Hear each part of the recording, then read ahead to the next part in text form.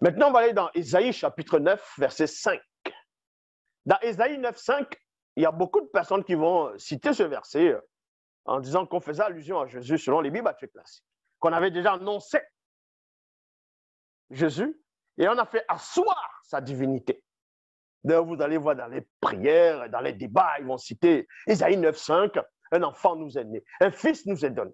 Et la domination reposera sur son épaule. On l'appellera admirable, conseiller, Dieu puissant, Père éternel, prince de paix. Après, ils vont dire Alléluia. Vous êtes dans la confusion.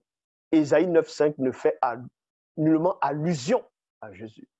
On va vous le démontrer même dans vos propres Bibles. Je vais aller tout doucement. Car un enfant nous est né, virgule. Un fils nous a été donné. La souveraineté est sur ses épaules. Dans d'autres versions, se reposera, la domination se reposera sur ses épaules.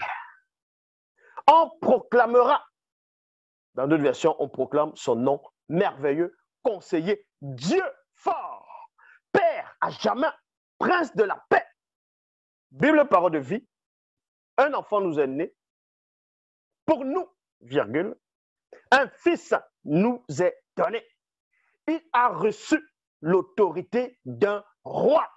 Point. C'est ce qu'on appelle la précision. Ce fils-là qui est né, pour celui qui est en train d'écrire, un enfant qui est né pour celui-là, un fils nous est donné, il a reçu l'autorité d'un roi. Donc le fils a reçu l'autorité d'un roi. Et on va vous donner la nature, l'origine ou tout simplement l'identité de ce roi et aussi l'identité de ce fils-là, selon la prophétie d'Ésaïe. Parce que vous voyez, il y a des tintins, des faux pasteurs un peu partout en Afrique, à Abidjan, en Côte d'Ivoire, vous allez voir, ils vont mettre les panneaux publicitaires. Ils vont écrire grande campagne d'évangélisation, des miracles. Là, si c'est d'autres, c'est le lundi, ils vont aller délivrer les esprits, si c'est de quoi, alors que ce n'est même pas biblique. D'autres, les délivrances, c'est le mardi. Non, mais sérieux. Et sur les parcantes, ils vont écrire apôtre, prophète, bishop, mais écrivez tout simplement évêque en français. Parce que quand on dit évêque en français, ça ne sonne pas bien. Ils vont écrire bishop directement en anglais. Et d'autres révérends. Montrez-moi aussi le verset où, selon les Bibles classiques, que Dieu a placé premièrement dans l'Église. On va citer les apôtres, les prophètes, ainsi de suite. Montrez-moi aussi où c'est écrit révérend. Mais bon, là n'est pas le cas. On va vous donner maintenant l'identité de cet enfant dont faisait allusion d'Ésaïe 9,5 dans les Bibles classiques. Vous allez comprendre qu'on ne parlait pas de Jésus ici.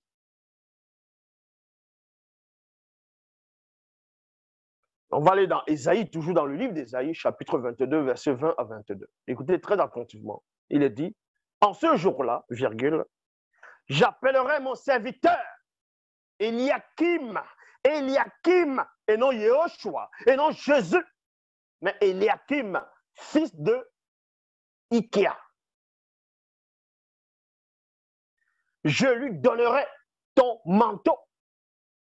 Je lui mettrai ta ceinture autour des reins. Je lui confierai ta charge.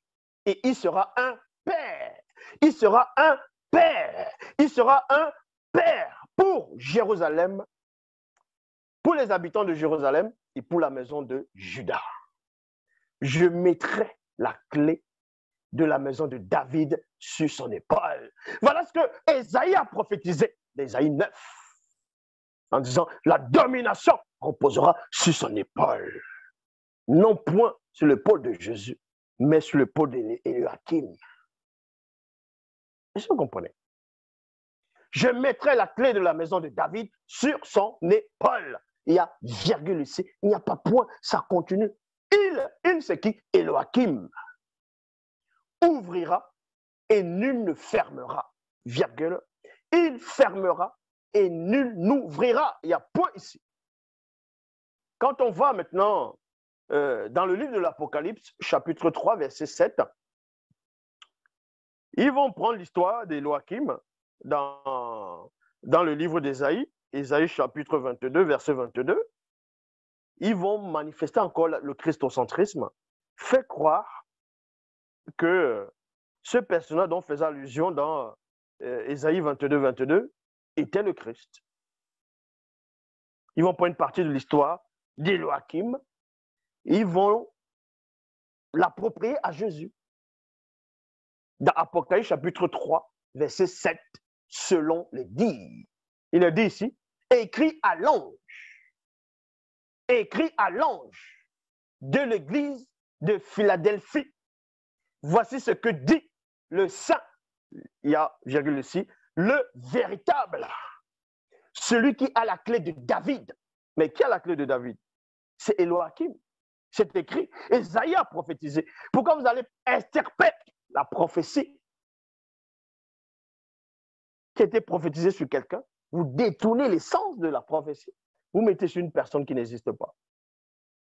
Écrit à l'ange de l'église de Philadelphie, voici ce que dit le saint, le véritable, celui qui a la clé de David, celui qui ouvre, virgule, et personne ne fermera, celui qui ferme et personne n'ouvrira.